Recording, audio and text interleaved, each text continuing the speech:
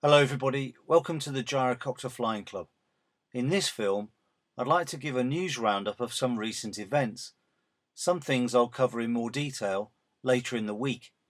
There have been a few incidents lately, including the fatal accident that involved an autogyro Cavalon that I mentioned last week. A few further details have emerged, so at this point we don't even know the phase of flight.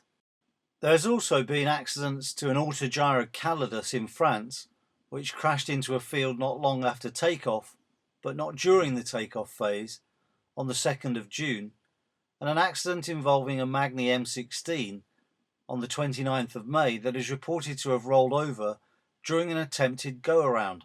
Thankfully, neither accident has seriously injured the crew.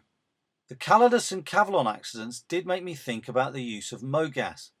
There was an incident last week involving a fixed wing with substantial loss of power and an off-airfield landing, and fuel vaporization is suspected. Remember, the key numbers for MOGAS are a density altitude of less than 6,000 feet and a fuel tank temperature of less than 20 degrees centigrade.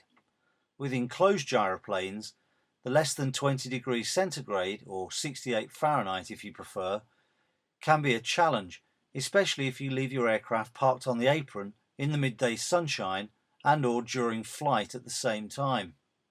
Moving on from accidents and the confusion that is, and I'll try and pronounce things properly because I've been told off over my prior shabby attempts, the confusion that is Trendak, Manufaktura Lotnica, FlyArgo and AirGyro. For those that don't know, the story is as follows. In the UK, the only new aircraft we're able to buy and fly are from autogyro, Magni, and the single-seater AV-18. With a motivation to cover other manufacturers that sell well elsewhere in the world, the first manufacturer I covered was Aviomania, and I was about to cover the Trendak aircraft when I realised that a feature of this aircraft was the confusing number of others by different names, agents and manufacturers, but that look very similar. If you haven't watched that film, please do so. It tells its own tale. But it did lead to one ex-owner pilot providing his own colour, which was less than positive. I can tell you behind the scenes there have been some handbags pulled out, and it means that I may not be able to cover some or all of the aircraft in detail that I said I would. Don't shoot the messenger, I think, is the phrase that fits.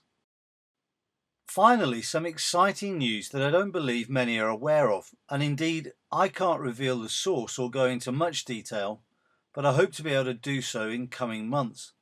Suffice to say that there exists some actual scientific gyroplane research that concludes flying with a tailplane does provide stability.